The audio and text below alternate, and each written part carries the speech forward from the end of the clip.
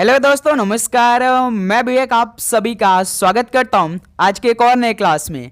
तो साथियों, जैसा कि यूपी पुलिस 2026 का एग्जाम 8 जून को, 9 जून को और 10 जून को होने वाले हैं। टारगेट केवल एक ही हमारा है, वह है जून का महीना, जो कि 8 जून, 9 जून और 10 जून होने वाले हैं। और 3 दिन में आप सभी का 6 शिफ्टों में पेपर समाप्त होने वाले हैं। तो आज के इस सेशन में हम लोग रीजनिंग के मोस्ट इंपॉर्टेंट क्वेश्चन को डिस्कस करने वाले हैं।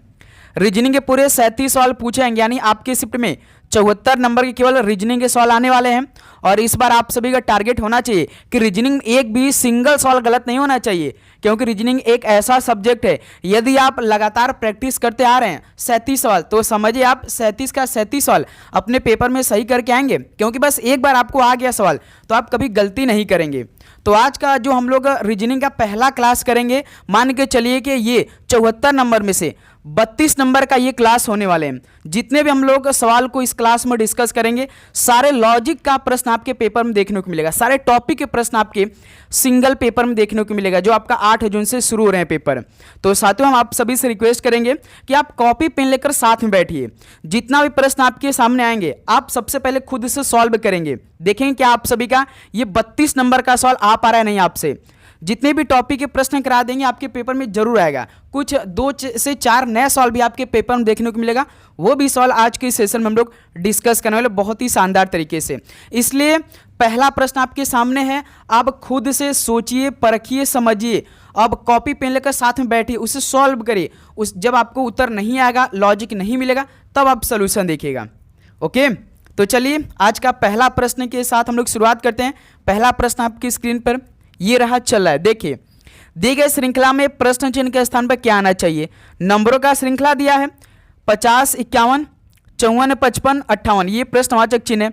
तो इसकी जगह कौन सा ऑप्शन ठीक बनेगा, यानी कौन सा नंबर आएगा। सोचिए, समझिए, परखिए, उसके बाद आप अपना उत्तर दीजिए। तो हम नंबरों को लिख रहे हैं भाई, तब से आप सभी का उत्तर आ जाना चाहिए। जैसे 50, 51, 54, 55, उसका 58 है। इसी के बाद कौन सा ऑप्शन आया, यानी कितना नंबर आएगा।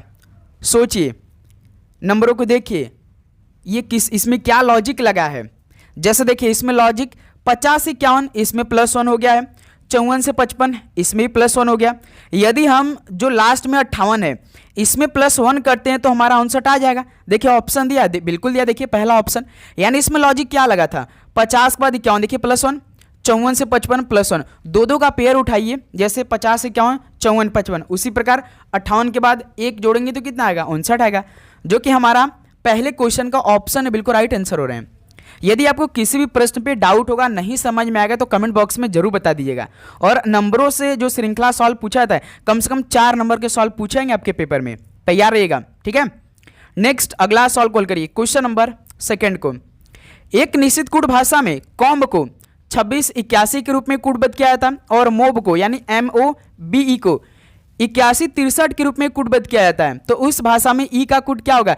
इस बार का नया सवाल आपके पेपर में देकर जाएगा, यानी 4 नंबर का ये सवाल पूछा जाएगा आपके पेपर में। इससे पहले जो आपका यूपी पुलिस कांस्टेबल का पेपर हुआ था, उसमें ये सवाल नहीं पूछा गया था।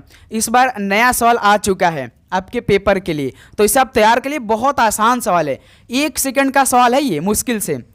तरीका बस आप सीखिएगा। जैसे देखिए कॉम्ब, COMB, कॉम्ब 4 अक्षर है, तो इसके लिए अलग 4 कोड क्या है, 2681। उसका देखिए मोब, MOBE, मोब भी 4 अक्षर है, तो इसके लिए भी अलग 4 कोड किया है, 8163। तो पूछा किसका, ई का।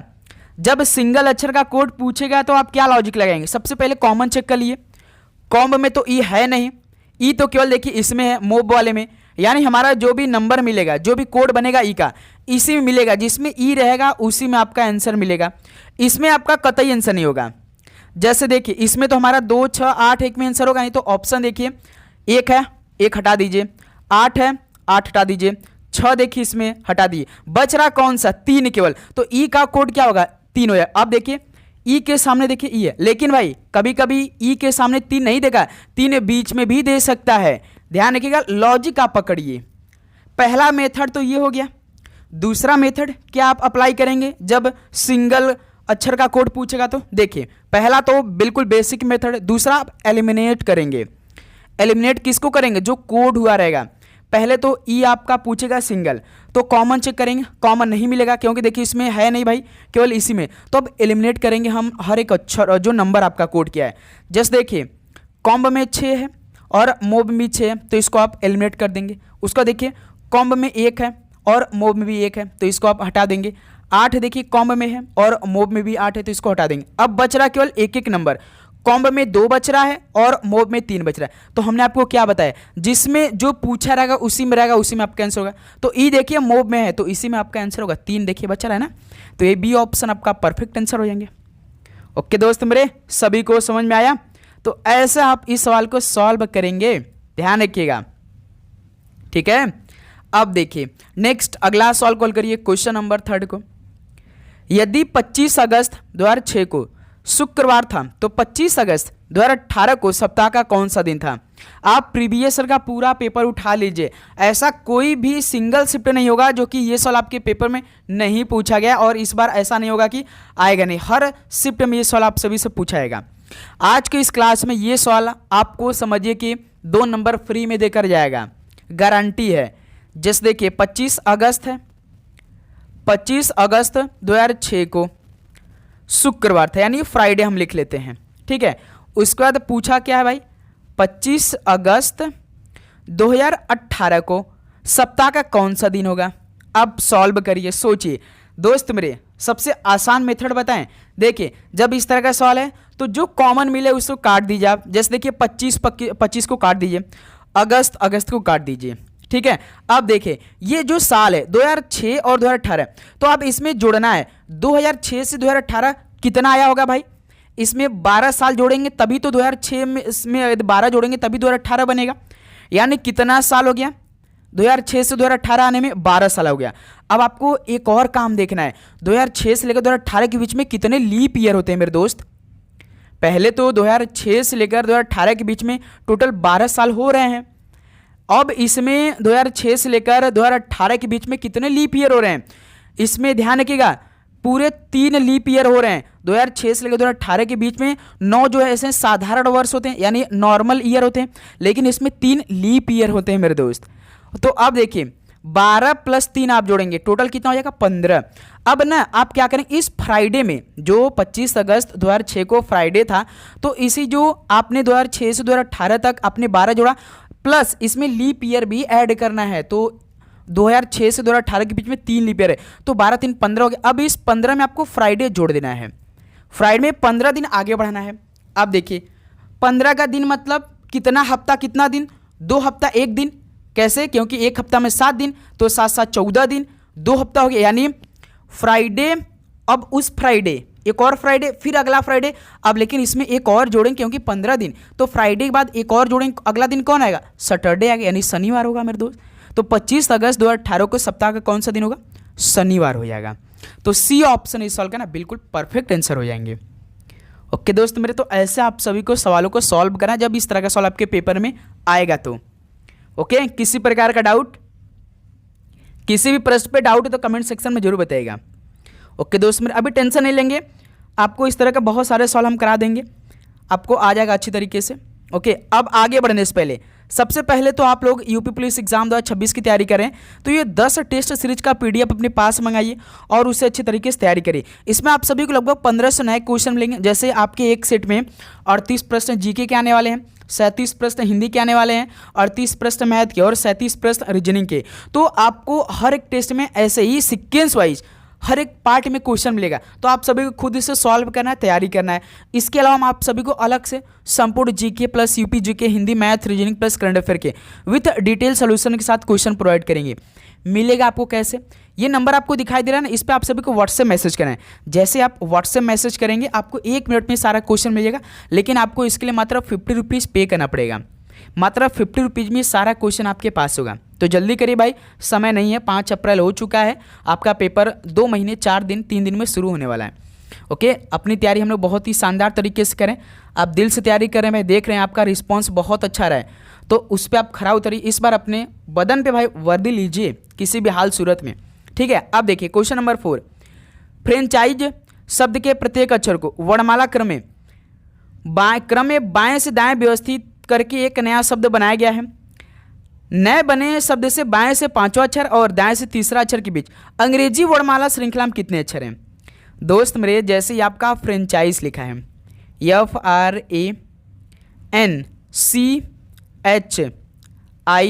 FRANCHISE, franchise. अब आप सभी को ना इसमें कैसे, पहले तो जो आपका फ्रेंचाइज में जितने अंग्रेजी वर्णमाला है आपको इसमें ना बाएं से दाएं लिखना है, यानी ABCD ऐसे लिख, लेकिन केवल फ्रेंचाइज वर्ड का इस्तेमाल करके।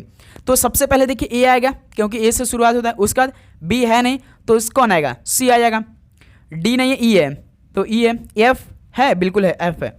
जी एच है, नहीं जी नहीं है, एच है, एच आई हो जाएगा। एच आई के बाद देखिए फिर उसके बाद एन हो जाएगा, फिर उसके बाद आर हो जाएगा, यस हो जाएगा। अब देखिए ये हमारा नया अक्षर बन चुका है यहाँ सबका बाएं से दाएं व्यवस्थित करके। अब लास्ट में देखिए सवाल क्या पूछा है, नए बने शब्द से बाएं से पांचवा अक्षर, बाएं इधर हो जाएगा, बाएं से पांचवा अक्षर यच है, ठीक है, इसमें जो नया शब्द बना है, और दाएं से तीसरा यन है। अब इनके बीच में अंग्रेजी वर्णमाला श्रृंखला में कितने अक्षर है, यानी यच और यन के बीच में कितने अक्षर, वो भी आपका मूल जो ABCD होता है, अंग्रेजी वर्णमाला क्रम होता है, यच और यन के बीच में कितने होते हैं बताइए? HIJKLMN, यानी टोटल हम लिख लेते हैं भाई HI, ठीक है, JKLMN, तो 1 2 3 4 5 अक्षर होते हैं। तो इस सवाल का ऑप्शन बिल्कुल राइट आंसर हो जाएंगे। क्लियर? ऑप्शन है बिल्कुल राइट आंसर बनेगा। चलिए नेक्स्ट अगला सॉल्व कॉल करिए, क्वेश्चन नंबर 5 का राइट आंसर बनेगा। आप इस सॉल्व को सॉल्व करिए, हल करिए, क्या बनेगा इस सॉल्व का परफेक्ट आंसर। एक निश्चित कूट भाषा में ट्विन को 2359 के रूप में कूटबद्ध किया जाता है, विंग को 5302 के रूप में कूटबद्ध किया जाता है। दी गई कूट भाषा में टी के लिए कूट क्या होगा? सॉल्व करिए, सेम सवाल है। अब ये सवाल आप सभी को आ जाएगा, गलती नहीं होगा आप सभी से। TWIN, ट्विन 4 अक्षर हैं, इसके लिए 4 कोड क्या है? 2359। उसके बाद विंग WING, विंग में 4 अक्षर हैं, इसके लिए 4 कोड क्या है? 5302। तो पूछा किसका? टी का। तो कॉमन चेक करिए, सबसे पहले कॉमन चेक करना पड़ेगा। जब सिंगल अक्षर का कोड पूछेगा तो कॉमन चेक करना पड़ेगा। टी पूछा तो ट्यून देखिए इसमें टी है, लेकिन विंग में तो टी है नहीं, यानी हमारा आंसर इसमें नहीं मिलेगा, यानी 5302 जो भी ऑप्शन में काट दीजिए नंबर। अब देखिए 5 है, इसमें 5 काट दीजिए, 3 है, इसमें 3 काट दीजिए, 2 काट दिए, बच रहा कौन सा? 9, यानी टी का कोड क्या होगा? 9। देखिए इसमें ट्यून में 9 है तो ये आंसर होगा। देखिए 235 इसमें है, 235 इसमें, एलिमिनेट करेंगे तो 2 3 5 2 3 5, तो सिंपल सा डी ऑप्शन इस सॉल्व का राइट आंसर हो जाएगा। बताइए दोस्त, हमने किसी प्रकार का डाउट इस सॉल्व को सॉल्व करने में? बिल्कुल नहीं। आगे बढ़ा जाए, चलिए क्वेश्चन नंबर 6 का राइट आंसर आप सभी सॉल्व करेंगे। जब एक समूह के प्रत्येक सदस्य को 6 सेब वितरित किए गए थे तो एक सेब बचा था। जब प्रत्येक को 7 सेब दिए गए तो एक व्यक्ति को कोई सेब ही नहीं मिला, तो समूह में कितने लोग थे? बताइए, प्रश्न के अनुसार इस सवाल को सॉल्व करिए। बताइए, जब एक समूह के प्रत्येक सदस्यों को 6 सेब वितरित किए गए थे तो एक सेब बच गया था। उसी बाद जब प्रत्येक को 7 सेब दिए गए तो एक व्यक्ति को कोई सेब नहीं मिला, तो समूह में कितने लोग थे? तो प्रश्न के अकॉर्डिंग यदि हम सवाल को सॉल्व करते हैं तो जब एक समूह के प्रत्येक सदस्य को 6 सेब दिया गया तो एक सेब बचा, यानी हम क्या मान लेते हैं कि माना समूह में, माना कि जो समूह है उसमें यक्स व्यक्ति हैं, तो यहाँ से पहले लाइन के अकॉर्डिंग 6x + 1, क्योंकि बच गया था एक। उसी पर दूसरा, जब प्रत्येक को 7 सेब दिया गया तो एक व्यक्ति को सेब नहीं मिला, यानी 7x - 1 हो जाएगा मेरे दोस्त, 7x - 1 हो जाएगा। अब यहाँ से 6x + 1 बराबर 7x - 7 हो जाएगा। 7 का मल्टीप्लाई x - 1 में होगा तो 7x - 7 हो जाएगा। अब देखिए ये 6x है, ये 7x है, तो जब इधर आएगा तो घट जाएगा, यानी केवल x हो जाएगा। अब ये +1 है और ये -7, तो यहाँ से कितना हो जाएगा? 8 हो जाएगा। तो कितना हो जाएगा? समूह में कितने लोग थे? 8 लोग थे। तो इस सवाल का डी ऑप्शन बिल्कुल राइट आंसर हो जाएंगे। सिंपल सवाल मेरे दोस्त, किसी प्रकार का डाउट? बिल्कुल नहीं। चलिए अगला सवाल कॉल करिएगा। क्वेश्चन नंबर 7 का राइट आंसर क्या बनेगा?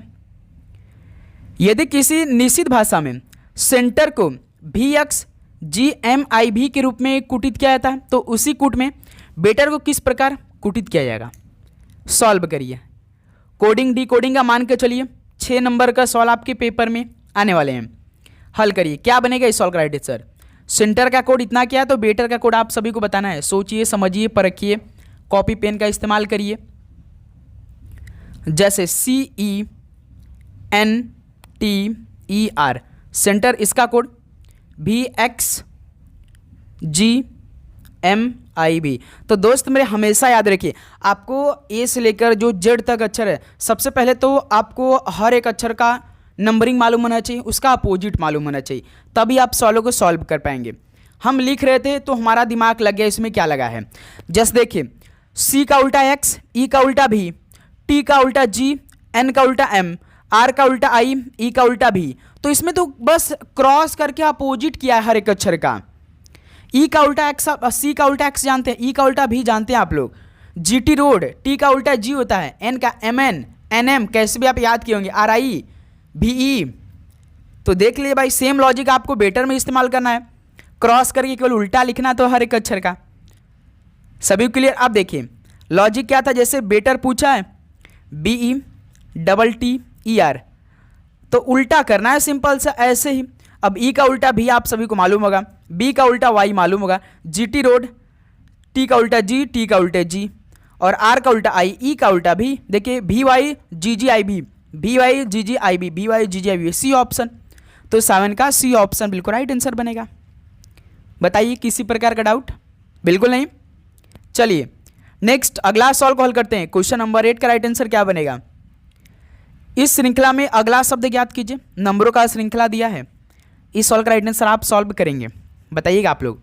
देखिए, तो जब भी इतने अक्षरों का आप सभी से अगला अक्षर पूछे तो पहले अक्षर का आप कोड निकालिए। पहले अक्षर का नहीं निकालेंगे, क्योंकि देखिए ऑप्शन में यदि आप लोग पहले अक्षर का कोड निकालेंगे तो ओ ही तो आएगा। कैसे, देखिए जैसे KLMNO, ये तो भाई मूल आपका अंग्रेजी वर्णमाला क्रम चला है, KLMNO। अब दूसरे का कोड देखिए SUWY। अब देखिए जैसे कि दूसरा SU, सभी श्रृंखला में दूसरा अक्षर हम लिख रहे हैं W और Y। तो यस देखिए 19 होता है, U होता है 21, W होता है 23, Y होता है 25। अब देखिए 19 से 21 प्लस 2 हुआ है, 21 से 23 प्लस 2 हुआ है, 23 से 25 प्लस 2 हुआ है। तो उसी प्रकार दोस्त मेरे 25 में 2 जोड़ेंगे 27, 27 पे कौन आता है, A आता है। आप सभी को मालूम होगा OA। देखिए या तो C ऑप्शन होगा या तो D ऑप्शन होगा। आप जानते हैं A से लेकर Z तक आपका 26 होता है। अगला अक्षर जैसे 27 नंबर होता है तो हमारा A आ जाता है, 27 पे 28 पे फिर से शुरू हो जाता है। हमेशा याद रहिए, कहीं आप कभी आपसे कोई पूछ देगा कि 20 में आप 9 जोड़े 29 हो गया, 29 में कौन अक्षर आएगा, तो आप तुरंत कहेंगे 27 पे 28 पे भी, 29 पे C बता देंगे, 30 पे D, 31 पे। ठीक है, तो देखिए OA। अब लास्ट अक्षर का हम कोड निकालेंगे तो हमें मालूम हो जाएगा, या तो I आएगा या तो H आएगा, आंसर आ जाएगा। देखिए PNLJ, PNLJ, P होता है 16, N 14, L 12, J 10। इसमें देखिए -2 हुआ है, 16 से 14 -2, 14 से 12 -2, 12 से 10 -2। तो 10 में 2 घटाएं 8, 8 पे कौन आता है, H, OAH, D ऑप्शन बिल्कुल राइट आंसर है। क्लियर। चलिए अगला सॉल्व कॉल करिए। क्वेश्चन नंबर 9 का राइट आंसर क्या बन के आएगा। निम्नलिखित समीकरण में प्रश्न चिन्ह के स्थान पर क्या आएगा। यदि प्लस और माइनस को आपस में बदल दिया जाए तथा गुणा और भाग को आपस में बदल दिया जाए तो इस समीकरण का मान क्या होगा। बताइए, इस सवाल में पहले समीकरण को आपको बनाना पड़ेगा, प्लस माइनस को आपस में बदलना पड़ेगा, यानी जहां पे प्लस होगा माइनस, माइनस की जगह प्लस, गुणा की जगह भाग, भाग की जगह गुणा रखना पड़ेगा। चलिए सॉल्व कर लेते हैं। पहले 14 माइनस है तो माइनस को प्लस में, 15 भाग है तो गुणा में, 2 प्लस है तो माइनस में, 56 गुणा है तो भाग में। समीकरण तैयार हो चुका। अब देखिए 14 प्लस 15 दूना 30, यहाँ से माइनस 14 का भाग 56 में, 14 चौका 56, 30 और 14 44 में 4 घटा दिए 40। कितने लोग का डी ऑप्शन आ चुका है भाई। उम्मीद करूंगा सभी लोग का आ चुका होगा। ठीक है, क्लियर। चलिए नेक्स्ट अगला सॉल्व देखिए, क्वेश्चन नंबर 10 को। दूसरा देखिए, यही सवाल बोले थे, ये भी सवाल आपके पेपर में आएगा। जैसे कि सिंगल अक्षर पूछ रहा था तो इस तरह से अभी चाइनीज वाला सवाल, जैसे एक निश्चित कोड भाषा में टाइम एंड अगेन को ZX DF MO के रूप में कोडबद्ध किया जाता है। वैल्यू योर टाइम को DF PN TB के रूप में कोडबद्ध किया जाता है। दी गई भाषा में टाइम को किस प्रकार कोडबद्ध किया जाएगा। तो इस बार दोस्त मेरे आप सभी से टाइम का कोड पूछा है ना, तो आप जब सिंगल पूछता तो कॉमन चेक करिए। सबसे पहला काम आपको कॉमन चेक करना है, ठीक है, कॉमन। अब देखिए टाइम पहले वाले में दिया है, अब दूसरा का वाला देखिए इसमें वैल्यू योर टाइम, दूसरा वाले में भी टाइम दिया है। जब आपको कॉमन मिल जाएगा ना तो सोचिए कि उनके कोड में भी कोई ना कोई आपको अक्षर कॉमन जरूर मिल जाएगा। जस्ट देखिए Z X D F M O D F देखिए डी एफ इसमें भी है, डी एफ इसमें भी है। जिस प्रकार टाइम दोनों में कोड मिला था उसी प्रकार डी एफ भी दोनों में आपका कॉमन मिला था, तो यही आपका आंसर हो जाएगा मेरे दोस्त। तो बी ऑप्शन इस सॉल्व का बिल्कुल राइट आंसर हो जाएंगे। क्लियर, सभी को समझ में आया? तो उसी प्रकार जब सिंगल केवल पूछ रहा था तो उसमें भी आप यही लॉजिक लगाएंगे, ठीक है, तैयार रहिएगा। चलिए अगला सॉल्व कॉल करिए। क्वेश्चन नंबर 11 का राइट आंसर क्या बनेगा? 33 का 726 एक निश्चित तर्क द्वारा संबंध है, उसी तर्क का पालन करते हुए 43 का संबंध 946 है, तो उसी तर्क का पालन करते हुए निम्नलिखित में से किसका संबंध 53 से है? आप सभी को इस x की जगह बताना है। बताइए दोस्त मेरे, पहले तो लॉजिक आपको समझना पड़ेगा, इसमें लॉजिक क्या लगा है। जैसे 33 का रिलेशन 726 बना है, बताइए 43 का रिलेशन 946 है, तो इसमें क्या लॉजिक लगा है? 33 गुणे यदि हम 22 करते हैं तो देखिए इसमें कितना आएगा, 22 तेईस 66 का 6, 22 तेईस 66 6 72। क्लियर हो गया भाई, यानी 22 का मल्टीप्लाई इसमें क्या है। उसी प्रकार अब 43 का मल्टीप्लाई 22 में करिए, 22 तेईस 66 6, 22 88 88 6 94। देखिए यानी ये तो बहुत सिंपल हो गया, केवल 22 का मल्टीप्लाई किया है। अब 53 में 22 का मल्टीप्लाई करिए, 53 में 22 का मल्टीप्लाई करिए, देखिए ऑप्शन मिलता है नहीं, 22 तेईस 66 का 6, 22 पंजे 110 और 16 116 1166, डी ऑप्शन। दोस्त मेरे कितना आसान सॉल्व मिला है ना। आगे बढ़ा जाए आप। चलिए किसी भी प्रश्न पे आपको डाउट हो तो कमेंट बॉक्स में जरूर बताइएगा, डाउट लेकर आप बिल्कुल भी नहीं चलेंगे, ठीक है भाई। और इसी बात पे आप चैनल पे नए हैं तो चैनल को सब्सक्राइब करने के बाद नोटिफिकेशन को ऑन कर लीजिए। वर्णमाला के क्रम के आधार पर निम्नलिखित 4 अक्षर समूह में से 3 एक निश्चित तरीके से समान है और इस प्रकार एक समूह बनाते हैं। कौन सा अक्षर समूह से संबंधित नहीं है? यानी 4 ऑप्शन दिया है, 3 ऑप्शन किसी न किसी एक पैटर्न पे समान होंगे, लेकिन एक जो ऑप्शन होगा वो इन पैटर्न से अलग होगा, सेम लॉजिक नहीं लगाया रहा होगा। अब देखिए जब इस तरह का सवाल है ना तो आप ऑप्शन में हर एक अक्षर का कोड करिए। जैसे RTB है, R होता 18, T होता 20, B होता 22। देखिए 18 से 20 प्लस 2 हुआ है, 20 से 22 प्लस 2, इसमें प्लस 2 हुआ है। अब ऑप्शन बी का कोड करते हैं PRT, जैसे P होता 16, R होता 18, T होता 20। तो देखिए दोस्त मेरे इसमें भी प्लस 2 ही का लॉजिक लगा है, 16 18 20। अब ऑप्शन सी देखिए HGL, H होता 8, G होता 10, L होता 12। तो इसमें भी देखिए प्लस 2 का ही लॉजिक लगा है मेरे दोस्त। सभी को क्लियर? प्लस 2 का ही लॉजिक लगा है, इसका मतलब कि डी ऑप्शन अलग हो सकता है। तो इसमें भी चेक कर लेते कौन सा लॉजिक लगा है। TBY, जैसे T होता 20 और B होता 22, Y होता 25, देखिए है ना। तो इसमें देखिए 20 से 22 प्लस 2, लेकिन 22 से 25 प्लस 3 कर दिया इसमें। तो यहीं से डी ऑप्शन हमारा मैच कर गया कि नहीं? बताइए डी ऑप्शन राइट आंसर हो गया कि नहीं? क्योंकि यही तो अलग है, चारों ऑप्शन में से 3 ऑप्शन तो सेम है, प्लस 2 लॉजिक पे, लेकिन जो डी ऑप्शन है प्लस 2 किया लेकिन लास्ट में प्लस 3 कर गया, तो इसलिए ये अंतर हो गया, नहीं भिन्न हो गया। तो डी ऑप्शन राइट आंसर है। ओके चलिए अगला सवाल को देखिए, क्वेश्चन नंबर 13 को। दी गई श्रृंखला में अंग्रेजी वर्णमाला क्रम के आधार पर प्रश्न चिन्ह के स्थान पर क्या आना चाहिए? RPM, USP, XBS, AYB, प्रश्नवाचक चिन्ह। सॉल्व करिए। अब आप इस सवाल का राइट आंसर सॉल्व करेंगे मेरे दोस्त। हमने आपको बताया है कि सबसे पहले अक्षर का आप लोग कोड निकालिए। देखिए RUXA, तो हर एक अक्षर का कोड करिए। R18, U21, X24, ये आपका यहाँ पे हम 27 कर लेंगे भाई। 18 से 21 प्लस 3, 21 से 24 प्लस 3, 24 में 3 जोड़ देंगे 27। तो यहाँ पे 1 में 3 जोड़ देंगे 4, 4 पे कौन आएगा? डी आ जाएगा। डी से ऑप्शन मिलेगा, या तो सी होगा या तो डी होगा, या तो बी होगा या तो वाई हो जाएगा। दूसरा का ऑप्शन निकालेंगे। क्यों भाई? इसमें प्लस 3 का लॉजिक है, तो यहाँ पे 27A है। तो ए पे यदि हम ए आपका 1 होता है, 1 में 3 जोड़ेंगे 4 आएगा। 4 पे कौन अक्षर आता है? डी आता है। तो पहला तो हमारा अक्षर डी है। अब दूसरा अक्षर चेक करते हैं भाई। देखिए PSVY, PSVY, P होता 16, यस होता 19, V होता 22 और Y होता 25। देखिए 16 से 19 प्लस 3, 19 से 22 प्लस 3, 22 से 25 प्लस 3, तो 25 में 3 जोड़ देंगे 28, 28 पे B, तो DB, C ऑप्शन बिल्कुल राइट आंसर हो जाएंगे DB। अब लास्ट का अक्षर आप निकाल लीजिए, Y आपका आ जाएगा। इसमें लॉजिक सिंपल सा +3 का ही लग रहा है। लास्ट का अक्षर आप जब कोड निकालेंगे ना तो +3 का ही मिलेगा। तो चेक कर लेते हैं भाई, जैसे देखिए MPSV, MPSV, तो M16 M13, एक सेकेंड, M13 P16, ठीक है।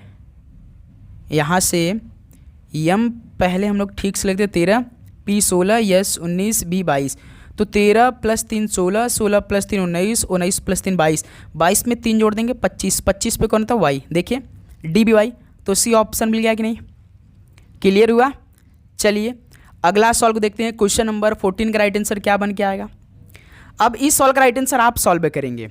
बताइए, एक निश्चित भाषा में A#B का अर्थ है A जो है ना B की बहन है, A@B का अर्थ है A जो है B का पुत्र है, A एंड B का अर्थ है A जो है ना B की पत्नी, और A%B का अर्थ है A जो B का पिता है। तो उपरोक्त के आधार पर E जो है ना वो K से किस प्रकार सम्मिलित है। आज के सेशन में ये सवाल आपको 2 नंबर देखा जाएगा और कभी आप सभी से गलती नहीं होगा यदि आपने ध्यान से देख लिया तो दोस्त मेरे पहले आपको ये समीकरण देखना है। इसमें ना बस आपको समीकरण लिखना है, लेकिन आपको जो एंड, @ परसेंटेज, हैशटैग, इसका मतलब आप सभी को प्रश्न में देखना है, हर एक लाइन में दिया होगा, उसी को आपको देखना है। तरीका हल करने का देखिए, बस ध्यान से आप देखते रहिए। जैसे देखिए पहला E है, E एंड P लिखा है, तो अब देखिए एंड आपको लिखना नहीं, प्रश्न में देखिए एंड का मतलब क्या दिया। तीसरा का लाइन देखिए, A एंड B का अर्थ है A जो ना B की पत्नी, तो यहाँ पे P की पत्नी कौन हो जाएगी, B, P की पत्नी E हो जाएगी, ठीक है। तो यहाँ से मेरे दोस्त P की पत्नी E है, ठीक है। एक सेकेंड, जैसे कि E है P है, ठीक है। इसके बीच में देखिए यहाँ पे इस समीकरण में एंड है ना, तो इसमें देखिए प्रश्न में A एंड B का अर्थ है A जो है B की पत्नी, तो यहाँ पे P की पत्नी कौन हो जाएगी, E हो जाएगी मेरे दोस्त, ठीक है। तो E की पत्नी कौन है, P है। अब इस बार देखिए P@D है ना, तो @ का मतलब देखिए प्रश्न में क्या दिया, A@B का अर्थ है A जो है B का पुत्र है, तो यहाँ पे D का पुत्र कौन होगा भाई, D का पुत्र P हो जाएगा, ठीक है। परसेंटेज K दिया है, ठीक है, तो K लिखिए। परसेंटेज का मतलब देखिए A%B का अर्थ है A जो है B का पिता, यहाँ पे K का पिता कौन होगा, D होगा, K का पिता D हो जाएगा, K का पिता D है, ठीक है। फिर उसका देखिए #L है, #L है, हैशटैग का मतलब A# पहला लाइन, A#B का अर्थ है A जो B की बहन है, तो L की बहन कौन है मेरे दोस्त, L की बहन K है। ये समीकरण बन चुका। अब आप सोच रहे हो सर लास्ट L कौन है, तो इसको अपने आप को मान लीजिए, यानी मैं हो गया, मेरी बहन है K, मेरी बहन के पिता D है, यानी मेरे भी पिता हो जाएंगे। K और L आपस में भाई बहन है, तो भाई जो K की पिता होंगे वही मेरे भी पिता हो जाएंगे, यानी L जो है वो K की बहन है, तो K के पिता D है, तो मेरे भी पिता D हो जाएंगे। D के पुत्र P है, यानी ये मेरा भी जो P है मेरा भी कोई छोटा भाई होगा भाई, या बड़ा भाई होगा, क्योंकि D का पुत्र P है। तो भाई क्यों, देखिए जैसे लास्ट में हो गया, मेरी बहन होगी K के पिता D, यानी मेरे पिता हो जाएंगे D, और D के पुत्र P यानी मेरा कोई भाई होगा, और मेरे भाई की पत्नी, जैसे देखिए P की पत्नी E है, यानी मेरे भाई की पत्नी है, तो E का रिलेशन K से किस प्रकार बनेगा, भाई की पत्नी, ये बहन है, बहन यानी बहन का भाई का पत्नी है, यानी भाई की पत्नी लगेगी। B ऑप्शन बिल्कुल राइट आंसर हो जाएंगे। K बहन है भाई, K बहन है ना, K बहन है। सवाल क्या पूछा, E K से किस प्रकार समित है, E K से, यानी भाई की पत्नी है, तो B ऑप्शन बिल्कुल राइट आंसर है। सभी क्लियर हो कि नहीं बताइए। जब भी इस तरह का सवाल है आप सभी को यही लॉजिक लगाना है, ठीक है। चलिए नेक्स्ट अगला सवाल को देखिए, क्वेश्चन नंबर 15 को। वर्ष 2001 से लेकर 2005 तक कितने विषम दिन होते हैं। सभी में एक गैर लीप ईयर्स होता है, लेकिन 2004 में देखेंगे 2 हो जाता है, यानी टोटल 6। आपको बस यही भाई आप लिखित रूप से याद करिएगा, 2001 से लेकर 2005 तक कितने विषम दिन होते हैं, तो सिंपल से 6 विषम दिन होते हैं। यही आप याद करके अपने मनोमस्ती में बैठाइए, इस टाइम सोचना है आप सभी कुछ भी, ठीक है। चलिए नेक्स्ट अगला सॉल्व देखते हैं। क्वेश्चन नंबर 16 का राइट आंसर क्या बनेगा। एक श्रृंखला दी गई है जिसमें एक पद लुप्त है। दिए गए विकल्पों में से उस सही विकल्प का चयन कीजिए जो श्रृंखला को पूरा करेगा। 10, 30, 68 प्रश्नवाचक चिन्ह 222, 350 उसका देखिए 10, 30, 68 इसी के बाद हमें नंबर बताना है 222, 350। बताइए कितना आएगा नंबर। थोड़ा सा इसमें लॉजिक आपको लगाना पड़ेगा। नंबरों का श्रृंखला बढ़ा है 10 से 30, यानी इसमें भाई 3 का मल्टीप्लाई हुआ 30 या 90, लेकिन 68 है तो 10 से 30 प्लस 20, 30 में यदि हम प्लस 20 करेंगे तो भाई 50 आएगा, लेकिन यहाँ तो 68 है। तो इसमें लॉजिक देखिए क्या लगा है, थोड़ा सा ध्यान रखिए। अब दोस्त मेरे 2 का क्यूब करेंगे कितना 8, 8 में 2 जोड़ देंगे 10। अब 3 का क्यूब करेंगे 27, 27 में 3 जोड़ देंगे 30, 68 है। 4 का क्यूब करेंगे 64, 64 में 4 जोड़ देंगे तो 68। तो उसी प्रकार भाई 5 का क्यूब करेंगे और 5 जोड़ देंगे कितना आएगा, 5 का क्यूब 125 में 5 जोड़ देंगे 130 आ जाएगा। अब 222, 6 का क्यूब 216, 216 में 6 जोड़ेंगे 222। 7 का क्यूब 343, 343 में 7 जोड़ेंगे 350 आ जाएगा। यानी इसमें 2 का क्यूब प्लस 2, 3 का क्यूब प्लस 3, 4 का क्यूब प्लस 4, 5 का क्यूब प्लस 5, 6 का क्यूब प्लस 6, 7 का क्यूब प्लस 7 सेम है। तो इस प्रश्नवाचक चिन्ह की जगह पे 130 आएगा, जो कि डी ऑप्शन। तो यही साथी 16 सवाल थे जो कि आपके पेपर में पूछे जाएंगे। तो ये 16 सवाल कंप्लीट हो गया। आज की इस क्लास को यहीं पर समाप्त करते हैं। यदि आपको किसी भी प्रश्न पे डाउट तो कमेंट सेक्शन में जरूर बताइएगा। यदि सेशन अच्छा लगा हो तो जरूर लाइक करके जाइएगा। चैनल को सब्सक्राइब करिए डेली क्लास करने के लिए। लगातार आप सभी क्लास होगी अच्छी तरीके से। ओके दोस्त मेरे, और आप लोग यूपी होमगार्ड एग्जाम 2026 के नाम से प्लेलिस्ट है, उसी में यूपी पुलिस एग्जाम 2026 की क्लास और यूपी होमगार्ड की जो एग्ज़ाम आपकी होने वाली है 25 अप्रैल से, वो दोनों क्लास ना उसी में अपडेट होता है। तो आप लोग प्लेलिस्ट भी चेक करते रहिए। नोटिफिकेशन को आप ऑन करेंगे तो सबसे पहले क्लास आप सभी के पास जाएगी। ओके, तो तैयारी दोस्त मेरे बहुत अच्छे तरीके से आप लोग करते रहिए। डेली क्लास करिए अच्छे से, हर एक क्वेश्चन को तैयार करिए, मॉक टेस्ट लगाइए। और भी आपको किसी प्रकार का डाउट आ रही तो जरूर बताइएगा, और वो PDF ले लीजिएगा आप लोग। ओके, उससे आप अपनी तैयारी रखिए। तो चलिए इस क्लास को यहीं पर समाप्त करते हैं। मिलते हैं साथ ही एक और नए क्लास के साथ। आप सभी को एग्जाम के लिए बेस्ट, आप लोग पढ़ाई करते रहिए। All the very best. धन्यवाद।